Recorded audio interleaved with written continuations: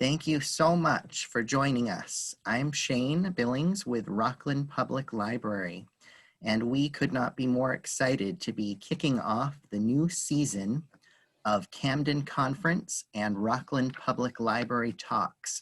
We will be having 5 of them, and I would like to go over a little bit of how tonight's format will work. As I said before, the presentation is being recorded.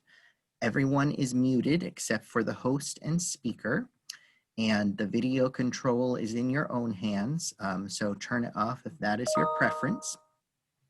The video will be available on Rockland Public Library's Facebook page and YouTube channel, as well as Camden Conference website in the near future.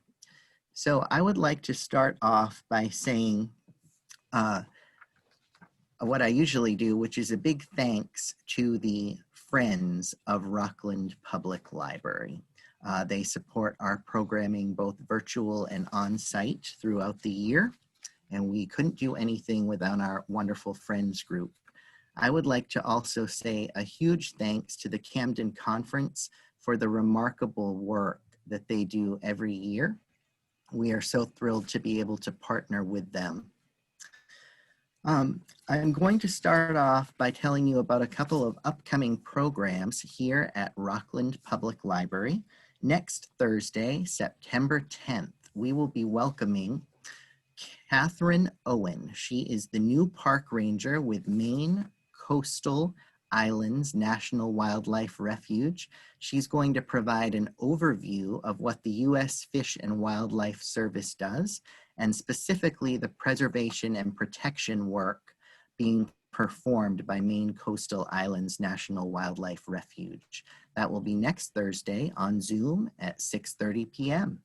And in 2 weeks, on Thursday, September 17th, we welcome David Yarborough for a virtual talk on the wild blueberry industry in Maine. David Yarborough is going to be our guest. He is the Emeritus Professor of Horticulture in the School of Food and Agriculture at the University of Maine, and we couldn't be more excited about this talk. If you're interested in attending either of them, please do send me an email at sbillings@rocklandmaine.gov. Tonight's presentation will be followed by a Q&A, and you will need to use the chat box to ask your questions. If you are worried about forgetting your question, feel free to type it in at any time. We will do our best to get to all of them. And now it is my great pleasure to stop talking and turn things over to the amazing Nick Mills from the Camden Conference Community Events Committee. And Nick is going to introduce our wonderful speaker. Thank you all for coming. Thank you very much, Shane, and good evening, everybody. On behalf of the Camden Conference Community Events Committee, I am very pleased to welcome you to what I know will be a fascinating and educational discussion. Ret Talbot is an award-winning journalist with over 2 decades of experience covering stories from some of the more remote corners of the globe, including Rockland, Maine.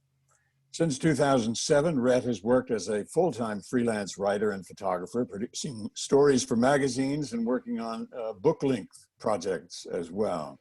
His current work focuses largely on marine ecosystems and the myriad interactions between humans and those ecosystems, such as the commercial fisheries of the Gulf of Maine.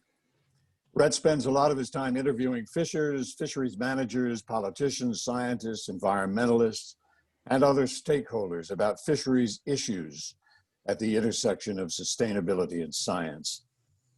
Ret launched his career balancing work as a mountaineering and fly fishing guide, freelance writer, and English teacher. And while not in a river, on a glacier, or at the front of a classroom, he traveled extensively, lecturing on his own expeditions to places like North Africa, Alaska, Norway, Ecuador, and Peru.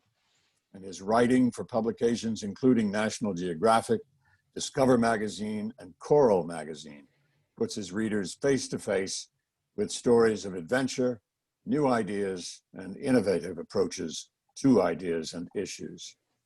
His data-centered reporting on the seafood industry tries to lift the curtain on a trade that often lacks transparency is plagued by fraud and is too often entangled with illegal, unreported, unregulated fisheries.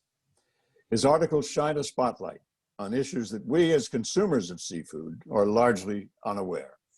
He is as passionate about saving the coral of the endangered reefs as he is about the coral we sometimes find in our own Maine lobsters. Ret is a tenacious advocate for working waterfronts and truly sustainable fisheries.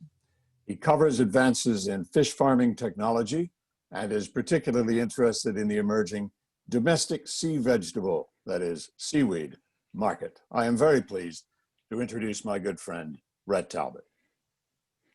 Well, thanks, Nick. All I can say is I'd really like to meet that guy. I appreciate the very kind introduction and the kind invitation to be part of this year's Camden conference and involved with the Rockland Public Library, which is always a treat for both me and my wife, Karen Talbot, who's also spoken to the library previously. So thank you for providing such a fantastic opportunity for the community to be able to have important discussions on wide-ranging subjects.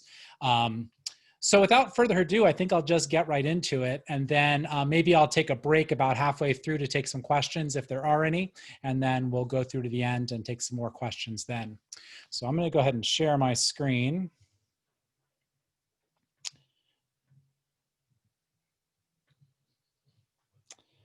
Okay. And on cue, my cat just arrived. Hi, Didion. All right, so my talk tonight is called Melting Ice, Vanishing Fisheries, and it's focused on how climate change is affecting fisheries. And we certainly are going to be talking about Maine fisheries, but we're also going to take a global look at this issue because climate change is obviously a global issue, and what happens in the Arctic doesn't stay in the Arctic, and it's all connected, as I think we probably all have a good sense. I want to begin tonight's discussion with a couple of questions that I think help to maybe define this issue with which we're dealing. And it's a complex issue.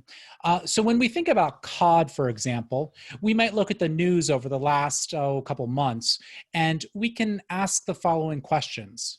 How can it be that the Gulf of Alaska cod fishery was shut down this year because of its critically low biomass, while the Russian and Norwegian cod fisheries in the Barents Sea just set a record quota? And how is it that not a single commercial crabber set out from Nome, Alaska this year on opening day of that legendary red king crab season they have up there, yet several of those same boats converted their crab gear over to cod gear and elected to pursue a brand new 220,000 pound cod quota?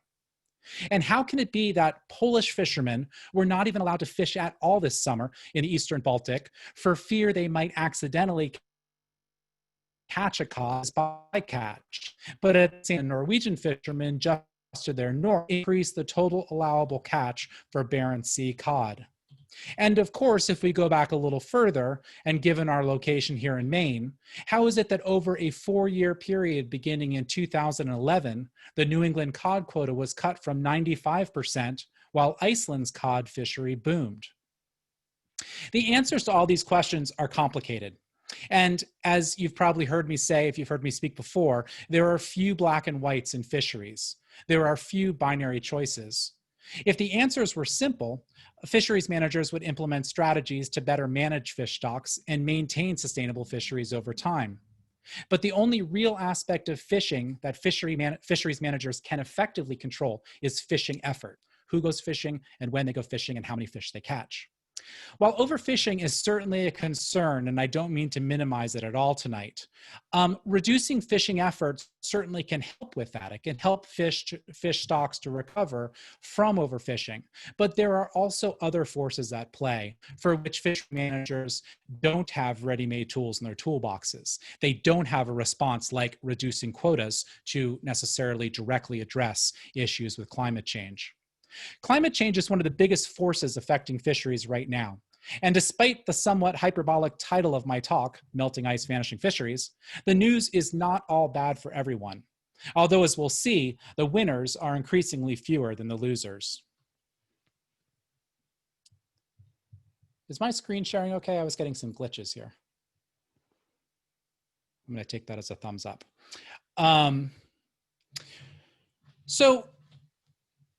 Tonight we're going to focus on the effects of climate change on fisheries.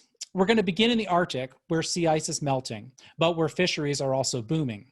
We'll then widen our lens and look at the global picture before focusing back in on the Northwest Atlantic, where the data indicate many of our traditional fisheries do indeed appear to be vanishing.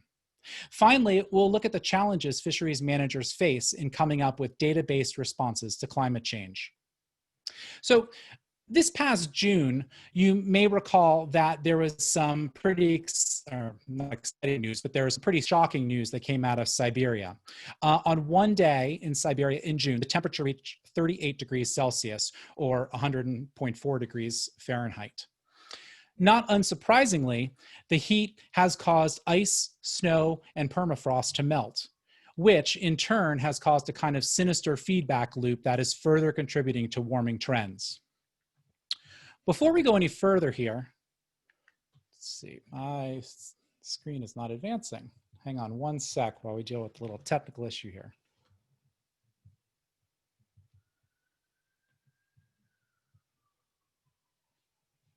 There we go. Okay. So before we go any further, I want to talk about the difference that I think all of you probably know, but it's once again really important in framing this conversation. Talk about the difference between climate versus weather. Weather is, of course, a short-term change in the atmosphere. It's what you wake up to, it's what you see out your window. You may recall that in June of this past year, Caribou, Maine broke an all-time record, reaching a high temperature of 96 degrees Fahrenheit.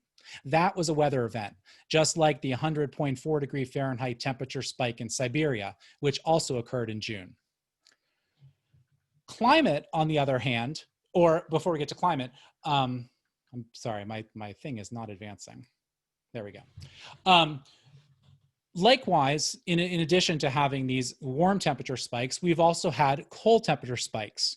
So last November, you may recall that we experienced record cold temperatures in Maine. We experienced the coldest first 18 days of the month on record in Portland, with temperatures about 6 to 7 degrees Fahrenheit below average. So that's all weather. But when we look at climate, we're talking about average weather for a specific place over a long period of time. So if we take a look, if we go ahead and take a look at the graph that's shown here, we can see that in the Arctic, we have a climate change that's been occurring over the past century.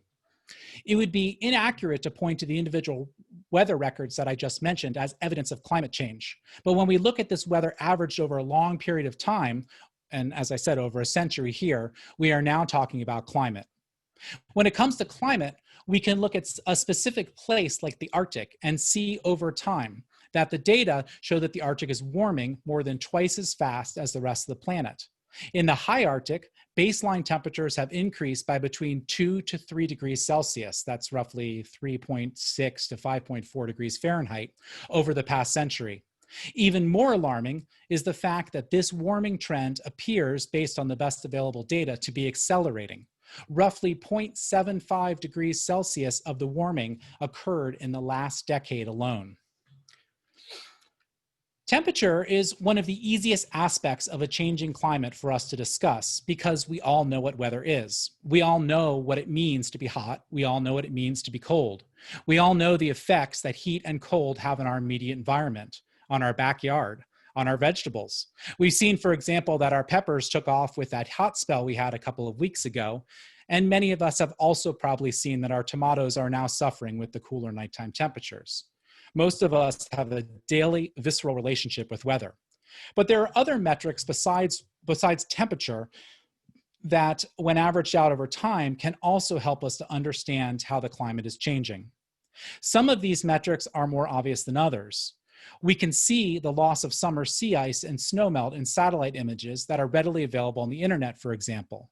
But there are also less obvious metrics that can tell us just as much, if not more. One of these metrics is the concentration of greenhouse gases like carbon dioxide, methane, nitrous oxide, and others in the atmosphere over time. When we look at those metrics, we see that the concentrations of greenhouse gases in the atmosphere today are unprecedented compared with the last 800,000 years. Unfortunately, however, a graph as dire as these two may look, they don't always register with the same sort of emotion that something more tangible might. So let's return to temperature for a moment, with which we are all much more familiar. In the continental US, the average surface temperature has risen about 0.14 degrees Fahrenheit per decade throughout the 20th century. And the pace of rising temperature has accelerated since the late 70s to as much as 0.46 degrees Fahrenheit per decade. Since 1998, 8 of the top 10 warmest years on record have occurred, and the 2 warmest years on record were in the last decade. Now, you might be thinking to yourself that 0.14 degrees Fahrenheit does not seem like a lot. I mean, if you turned up the temperature in your home to 0.14 degrees Fahrenheit, or if you turned it up 0.14 degrees Fahrenheit, you probably would not notice it in terms of either your comfort or your heating bill. But the fact remains that a lot of plants and animals do notice it.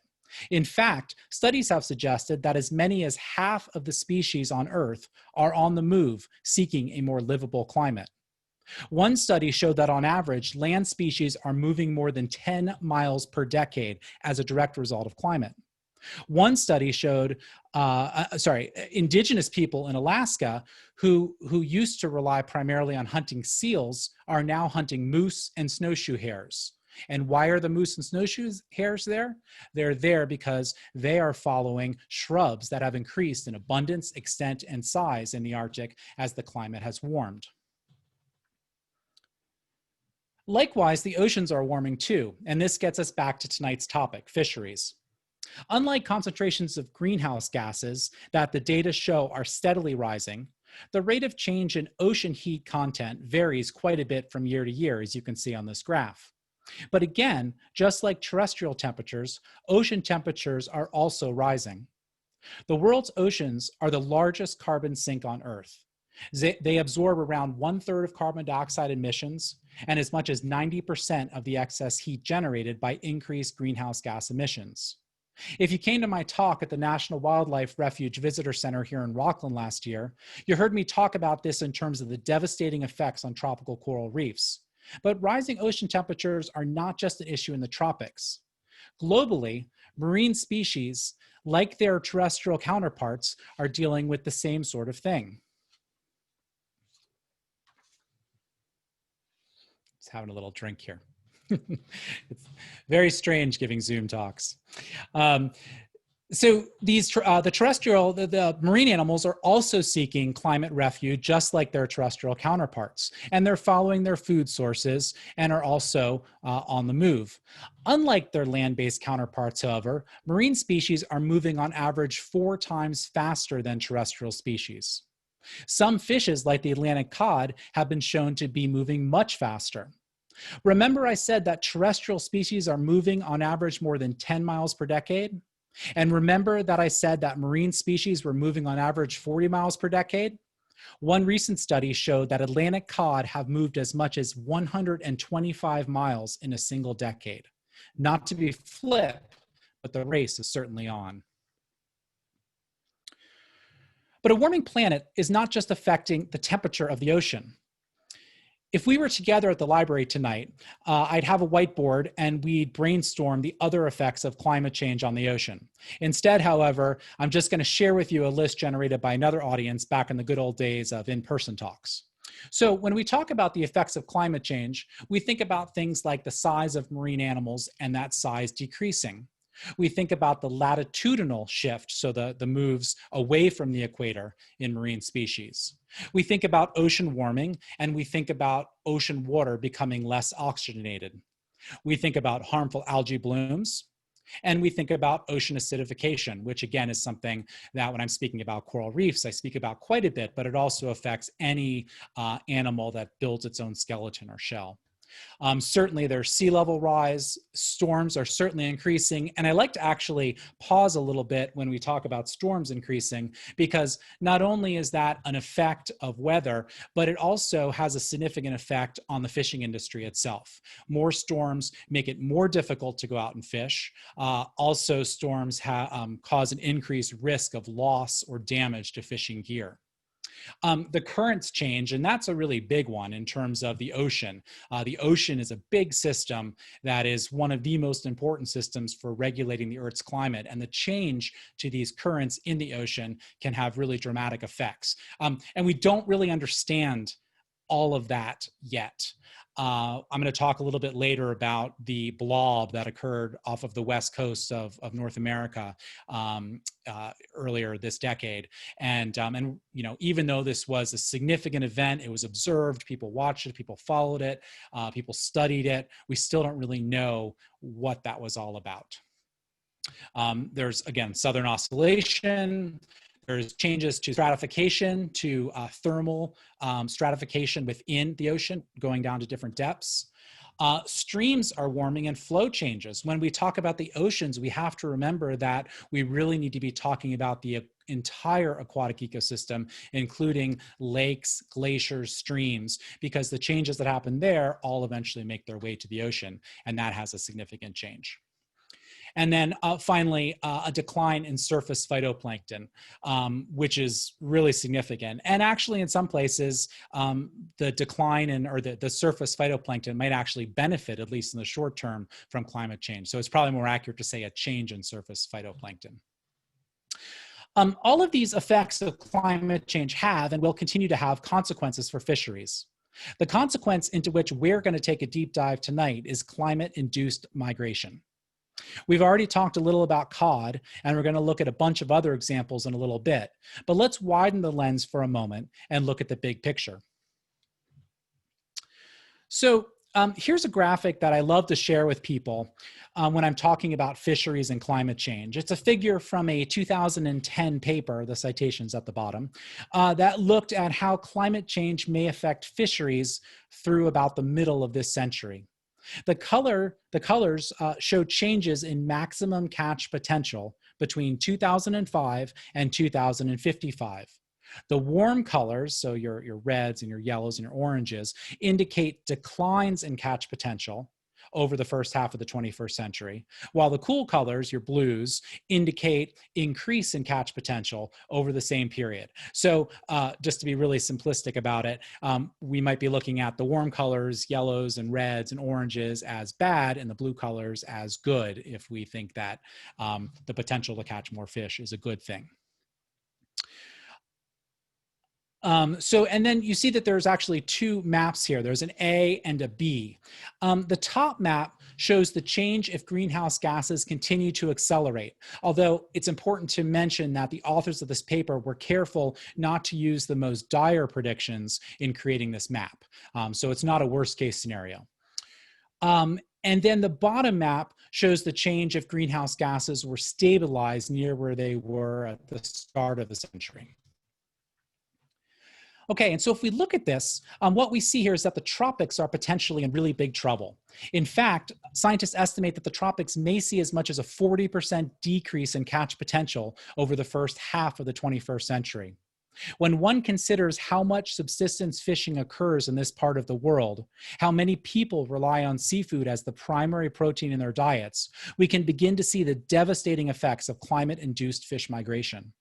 Consider also that the tropics are most susceptible to sea level rise, meaning that at the same time that these coastal communities in the tropics may be losing an essential protein source, an essential food source, they may also be literally losing their homes to rising sea level. And all that will be happening in a place where widespread poverty makes building resilience to climate change all the more difficult. As a personal aside, I know this is a talk that's really supposed to be focused on the Arctic and maybe down into Maine, but as a personal aside, I'd like to include this information about the tropics because I spent a lot of my time reporting from the developing island nations in the Indo-Pacific. And And I think that when I think about the challenges we face here in Maine and other places in high latitudes, and yes, there's no doubt New England fishery is in crisis, but I think it's also important to remember that there are those who have it even worse. So that's my little plug, just not to forget what's going on in the tropics, because as bad as it is here, it's probably going to be significantly worse there. While we can see here that the tropics are facing unprecedented challenges, we can also see that high latitude regions are seeing extraordinary opportunities. Remember, the warmer colors, bad, the cooler colors, the blues, the dark blues, good. Some of these opportunities will be commercial. For example, the northern sea route, which hugs Russia's coast through the Arctic, which is the longest, Russia has the longest Arctic coastline, that sea route dramatically shortens transit times between Europe and Asia. This past year, the first transit of the northern sea route, which was an LNG tanker with a Russian icebreaker, embarked on the route in mid-May, which was the earliest transit on record. As we can see in this graphic, however, Russia, along with other high latitude countries, also stand to gain in terms of fisheries and not just the commercial activity. So again, look at that dark blue up in the high latitudes. To better understand how individual high latitude nations may benefit, we first need to understand how countries gain access and control of marine resources. So we're going to take a little side trip here into the EEZ, or the exclusive economic zone. And here's a little graphic just to sort of help you visualize what we're talking about. In 1982, the United Nations Convention on the Law of the Sea prescribed a 200 nautical mile exclusive economic zone, which is commonly called the EEZ. The EEZ extends seaward from a country's territorial waters, so that's 12 miles from the shore.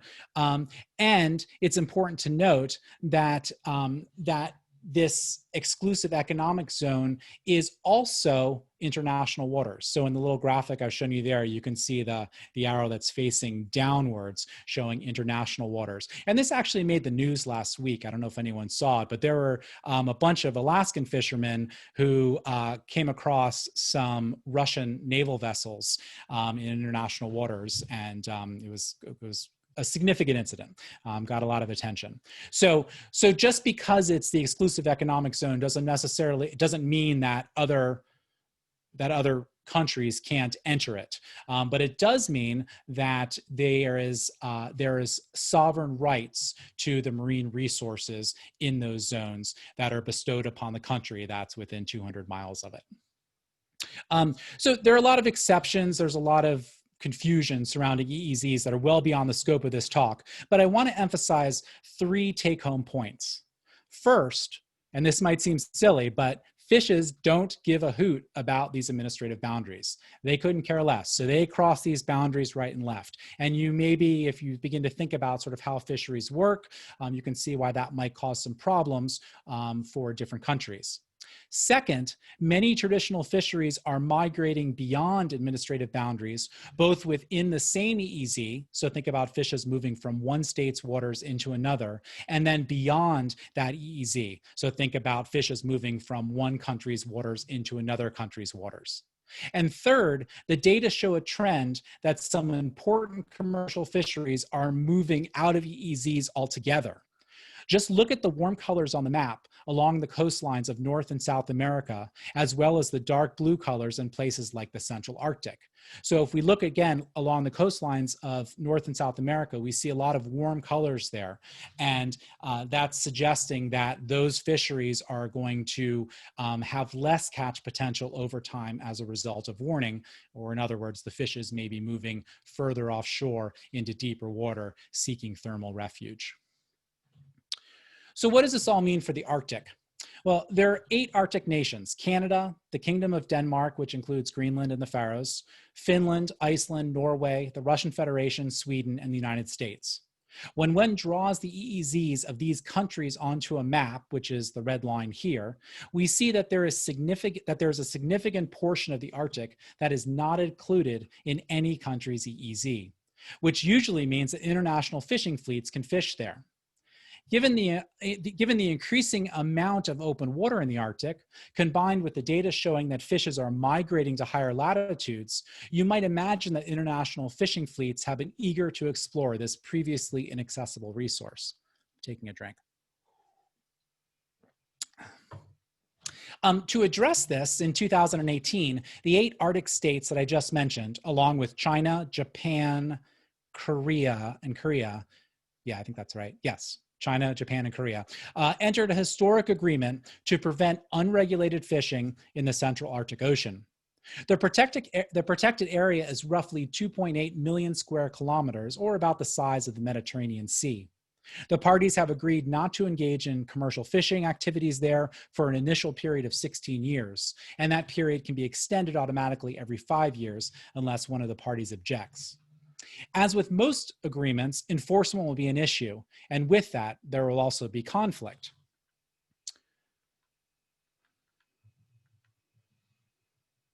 So this is actually a different talk I give about fisheries conflicts over time, and I'm going to give you the incredibly lightning round short version of it here tonight. But fisheries conflict is nothing new.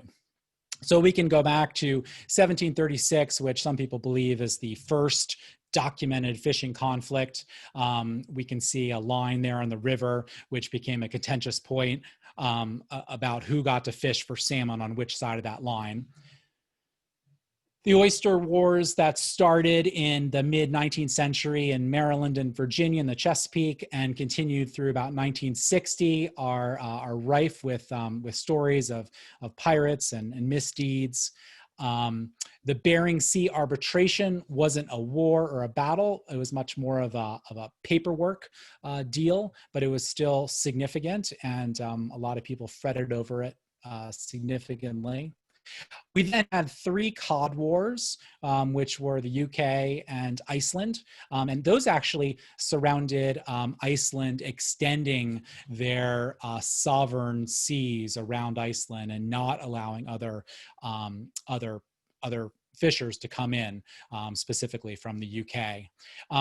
And those continued, as I said, there were 3 of them. There was a lobster war between Brazil and France that involved military ships and airplanes. That went on until 1963. The second Cod War launched in 1972. The third Cod War launched in 1976.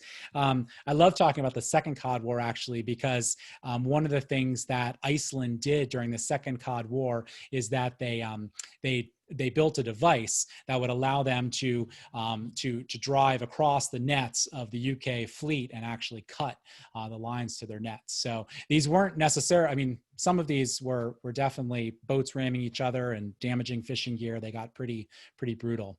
Again, there was another maritime boundary dispute between Canada and France that lasted until 1992.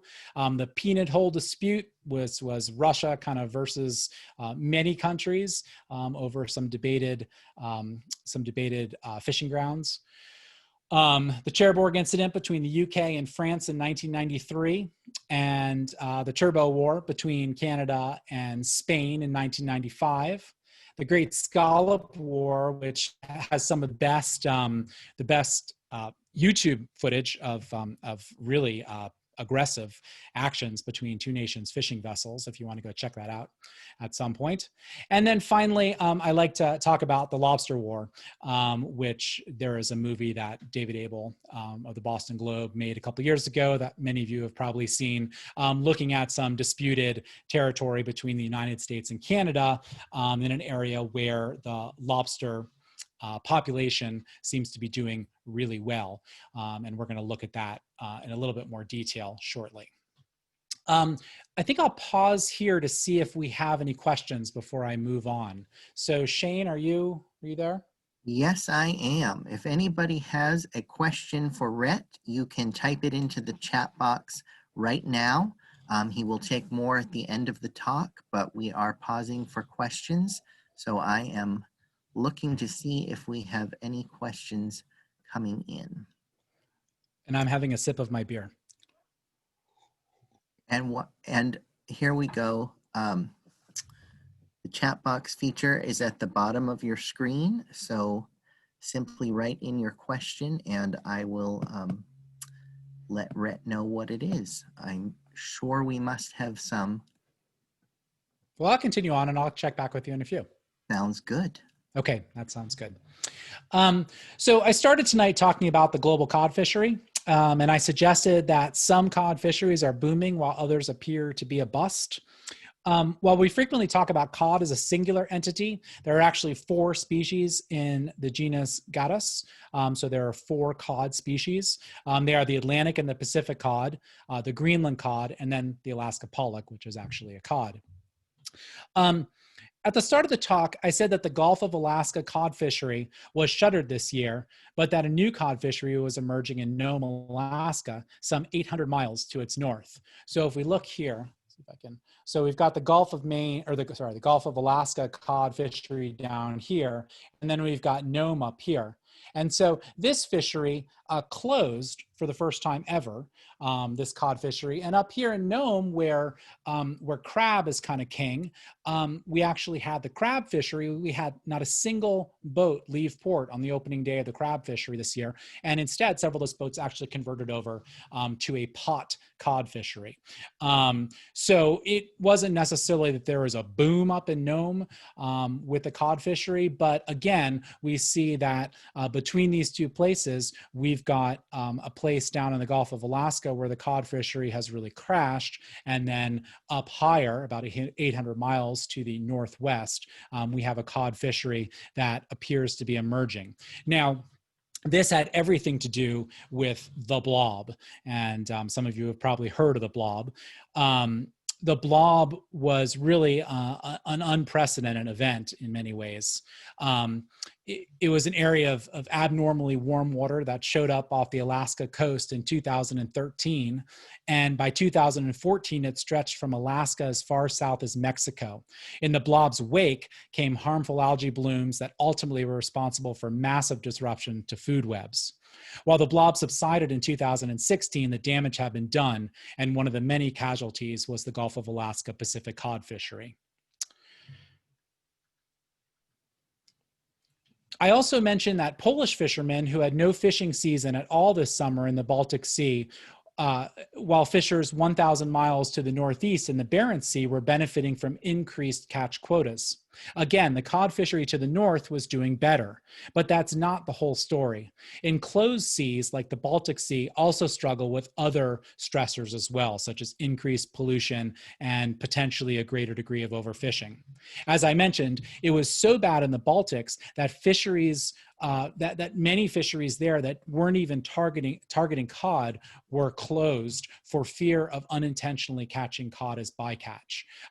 There was actually a really I'm trying to think of the word, a really tragic, I guess, story about a Polish fisherman who had fished out of Norway and returned to Poland because he wanted to fish out of his home waters, and basically, came down with his boat rigged for cod fishing, and basically the fishery was shuttered, and all the other fisheries that he could have easily transitioned into were also shuttered. So really, really difficult.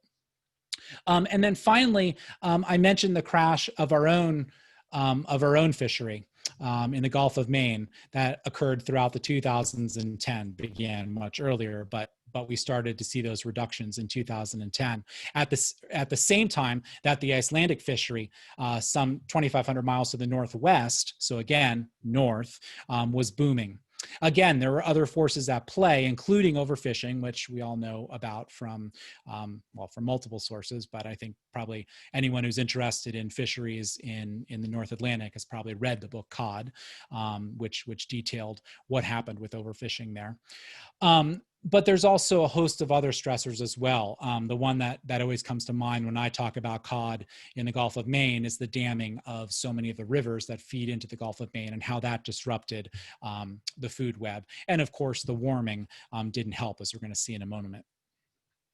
So in all of these examples, fisheries further to the south are certainly dealing with myriad issues, but almost across the board, it's the fisheries in the higher latitudes that are doing better, which bears out that prediction that we saw in the graph from that 2010 paper showing potential catch and how it would evolve over the course of the 21st century.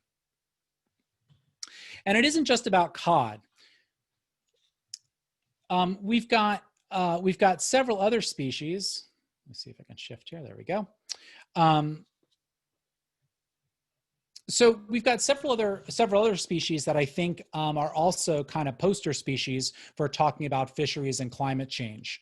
And for this portion of the talk, I'm going to really focus on an amazing free tool called Ocean Adapt that was created by Rutgers. Well, it's a collaboration between Rutgers, National Marine Fisheries Service, and Fisheries and Oceans Canada. And the goal of Ocean Adapt is to provide information about the impacts of a changing climate and other factors on the distribution of marine life.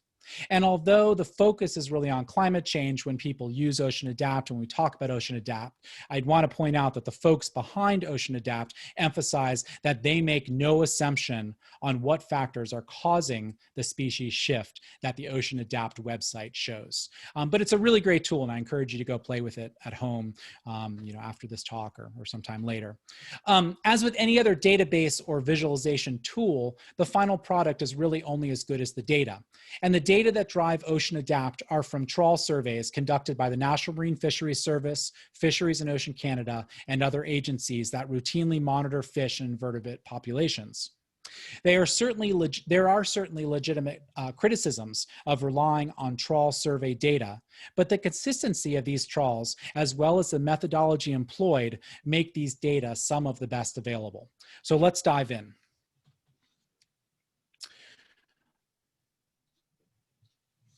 So if we go ahead and we look at these, data, the overall takeaway is that marine species are moving to higher latitudes, as we've already discussed, and they're also seeking deeper water, and that's shown in these two graphs.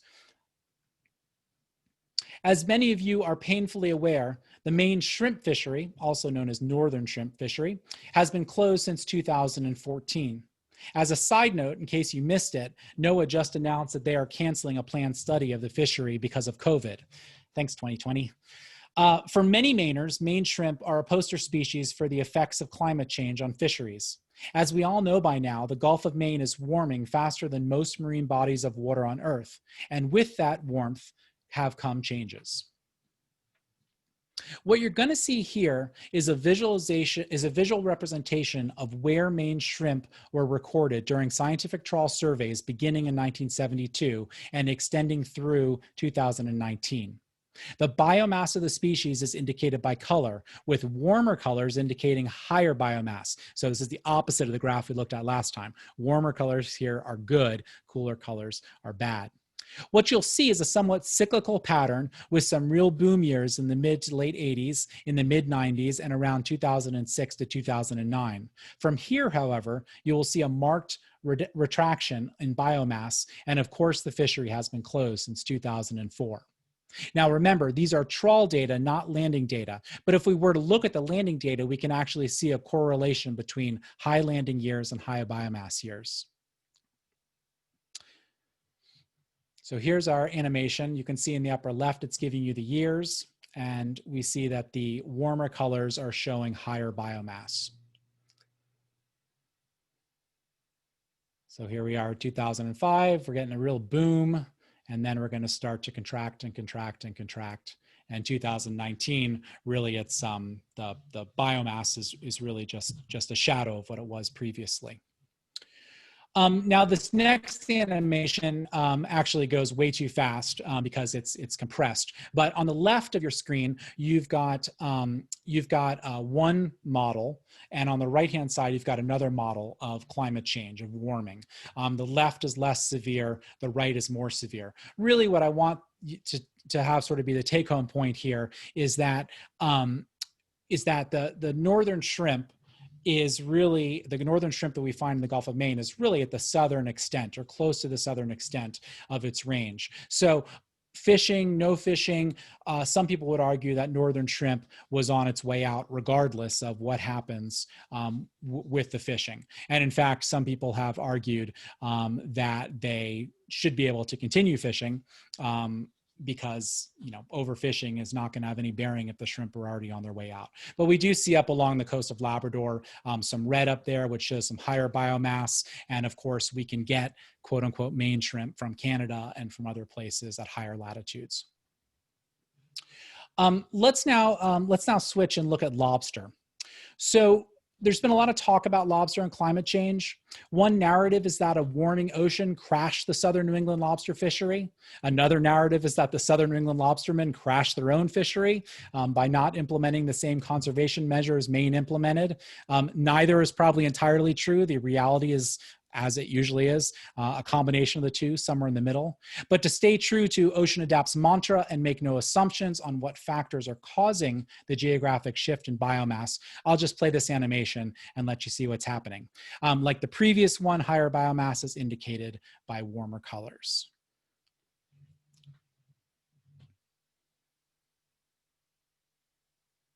So we're in the 80s here, mid 80s, late 80s, early 90s, mid 90s. Now you're beginning to see this red really showing up east and north of Cape Cod, and boom, there we are at 14, 15, 16, 17, 18, 19.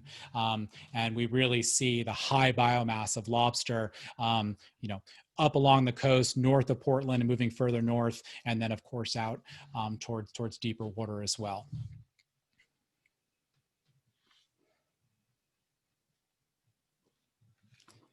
Okay, and this next animation is looking at the Scotian Shelf. So this is a little bit further east and north of the previous animation. This is based on fisheries data from Canada. And we can see that it really isn't until the 2000s that we start to see high biomass registered up here. And by the time we get to 2017, we're really socked in with high biomass all around the northern and western extents of Nova Scotia.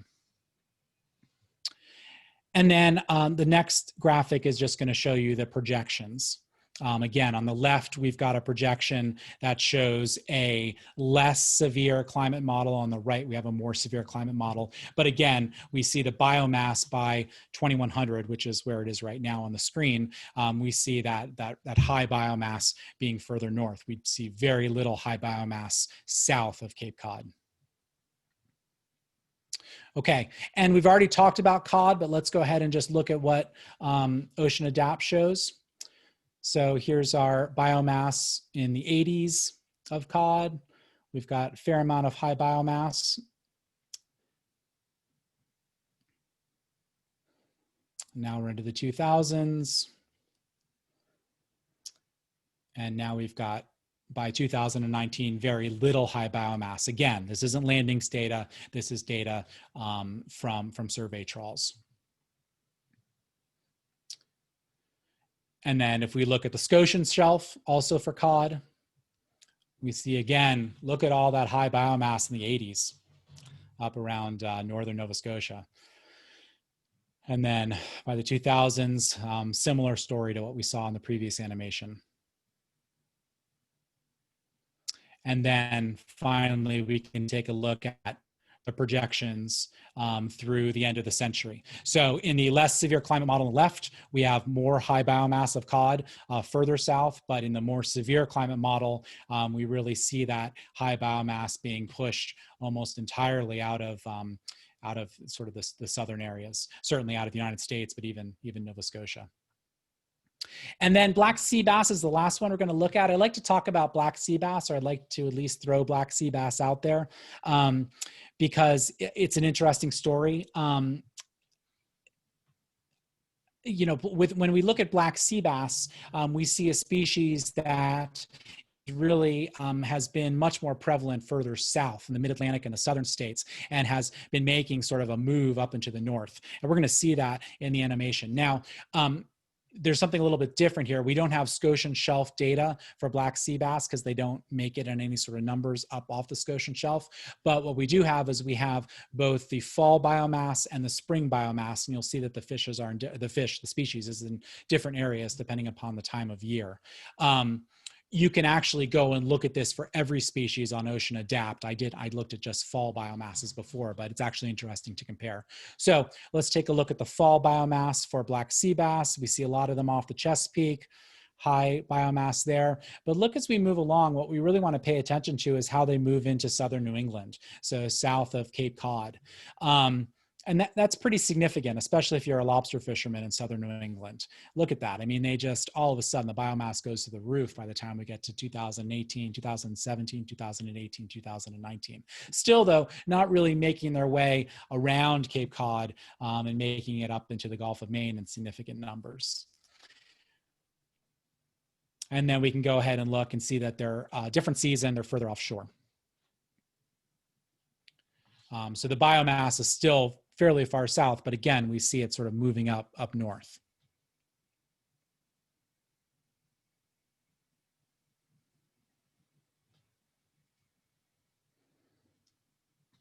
Okay, and then finally, the last one that I'm going to show you is the projection through the end of the century.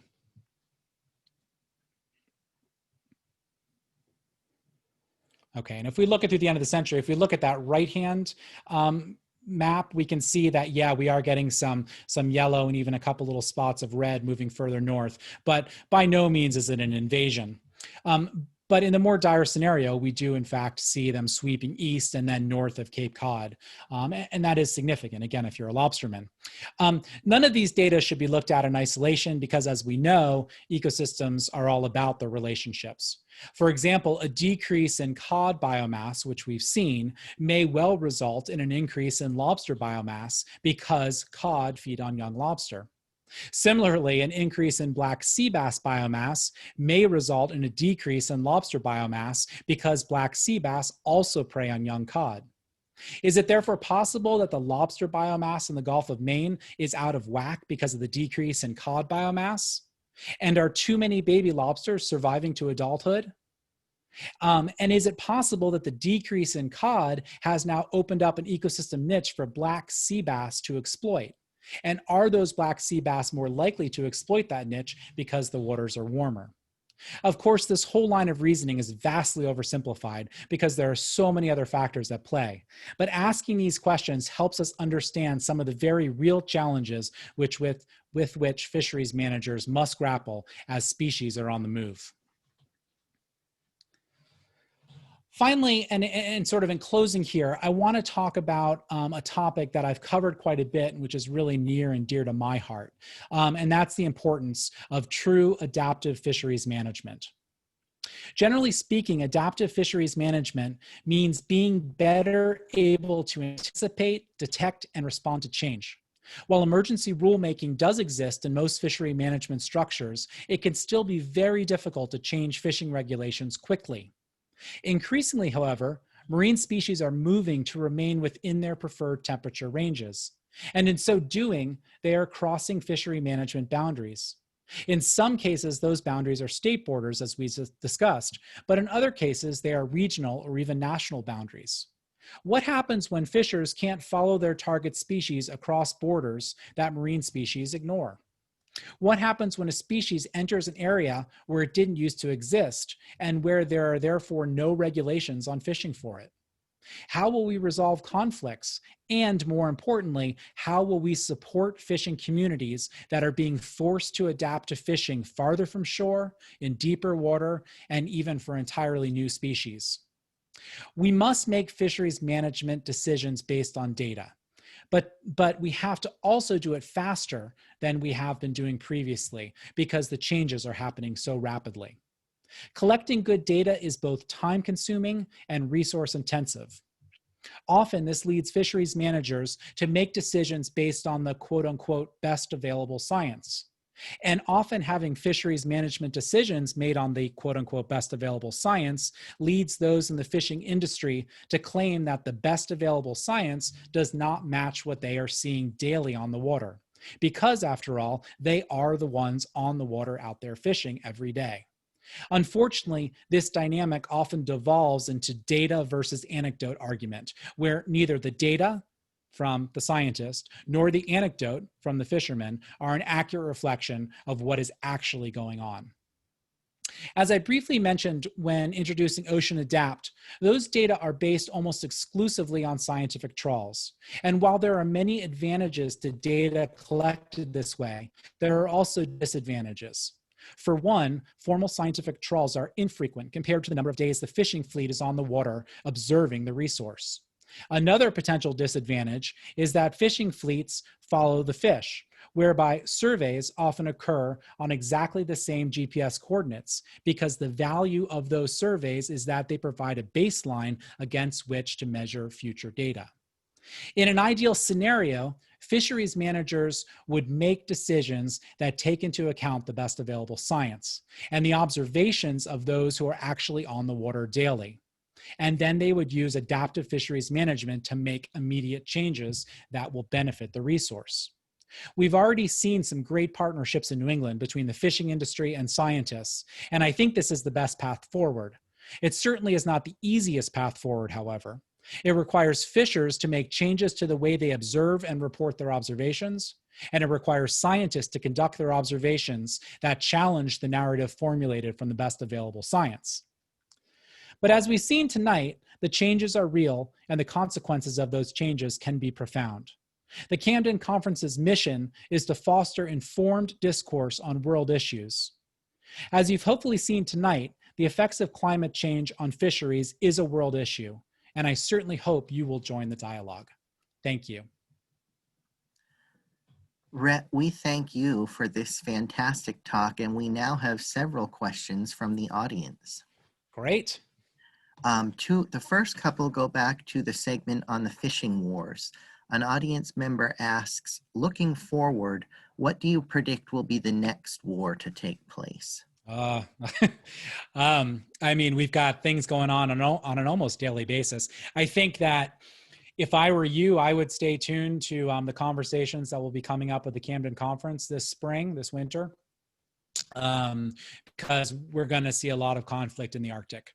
Even though we have that agreement between the Arctic states and the additional parties that could play a major role there, such as China and their fishing fleet, we're certainly going to see conflict. You know, like I said, we just had that event last week that it's still pretty unclear exactly what happened, but where some Alaskan fishermen were told to pretty much hightail it out of the zone of some exercises that were being conducted by Russian Navy vessels. We also had an incident relatively recently where some Japanese fishermen, I believe, and their boat were detained by Russian fishermen for fishing in an area. And then, of course, we need to keep our eyes on Scarborough Shoals with the increasing conflict between China and the Philippines. That's an area. And then, you know, keep your eye right off our own shore. You know, if you haven't seen David Abel's film, go ahead and watch it. You know, there's definitely the lobster biomass appears to be increasing at a place on the border where both Canadian fishermen and U.S. fishermen are allowed to fish for it at the same time, but using different gear, and that's potentially a recipe for disaster as well. So, or hopefully not disaster, but I think we're going to see some more fishing conflicts. Another question from the Fishing Wars segment. Are there remaining significant hostilities from the fishing wars? For example, bad feelings that carry forward to current relations? Yeah, I mean, I've interviewed people in both Iceland and the UK, and there are some very hard feelings over what happened over those three separate, you know, quote unquote Cod Wars between Iceland and the UK. So yeah, I think people get their feelings hurt. I think actually an even more interesting thing to look at is all the potential conflicts that governments are avoiding. So if you talk to some lobstermen down east in Maine, I think you'll hear that some of them are very frustrated that the United States government has not taken a more active role in trying to resolve some of the conflict that's going on up there between Canada and the United States. As I'm saying this, I'm thinking of something another lobsterman told me when I was up there working on an article. And he said, you know, actually, we don't really want the government to get involved because whatever decision is made, whatever line would be drawn is going to anger somebody, and it's going to hurt somebody's ability to fish. So maybe it's better if we just kind of go out there and do our thing and sort of trust that, we'll take care of each other and we'll do our best to get along. The next question is, one ocean warming chart showed a spike around 1942. Can you comment? Oh, geez. I can't. No, I'm sorry. Yeah, I'm a big believer in saying that I just don't know the answer to that when I don't know the answer to that. But if you want to follow up with me, my email's on the screen right now. Feel free. I'm happy to dig back into to that graphic and answer your question as best I'm able. Excellent. Next question. Maine lobster is a significant contributor to our economy. As they migrate to higher latitudes, can you foresee a viable alternative? Seaweed. Nick said that that I was a big advocate of sea veggies. No, I am a big advocate of sea veggies, and I think there's some really exciting stuff happening with sea veggies in Maine right now. I definitely, if I put bumper stickers on my truck, I would have one that says "Kelp is the new kale." But no, I don't think the seaweed industry is going to replace the lobster fishery. That's a really hard one. And it's really uncertain what's going to happen. There's a lot of different projections out there for what's going to happen to the lobster fishery. And then confounding all of those questions that we were talking about just a couple years ago regarding just what the lobster are doing, where they're moving, how many are settling, how many are growing out, if they're moving offshore, staying inshore. In addition to all those questions, now we've got, of course, the right whale issue, and we've got COVID. We've got all these things that are really sort of clouding the issues. So it's a big question mark. Maine does really rely on its lobster fishery, and shout out to my groundfish friends out there. Our ground fishery is critically important, and we need to be doing what we can to support our ground fishermen. But we have increasingly moved to a more monoculture fishery, a more monospecies fishery in Maine. And that's never a great thing. I mean, we don't have to look much further than agriculture to know that can cause a lot of problems. Okay, next question from the audience. Were the trawls for lobster trapping larvae and super lobster, but not older lobster living on the ocean bottom? That's a great question, and I would need to dig specifically into those scientific trawls. My gut feeling is that they were not looking at larvae in the scientific trawls that are being used in the Ocean Adapt data, but I'd be happy to ask that question to the folks at Ocean Adapt. Excellent. Next one is a comment and a question. Presumably moving deeper and more northerly won't work for all species if they lack traditional food sources, face new predation, etc. Are there any predicted extinction potentialities, especially for less adaptable species? That's a great question. I haven't read a lot about or thought a lot about extinction possibilities in terms of marine species. That's not something, I mean, we obviously know that we've got a significant issue with the right whale right now. But that's sort of a different issue. One thing that I didn't talk about in the talk tonight at all is if we look, some people have asked me when I've talked about similar issues in the past, they've asked me, well, how come we don't see the same sort of potential for increases in catch in the Southern Ocean?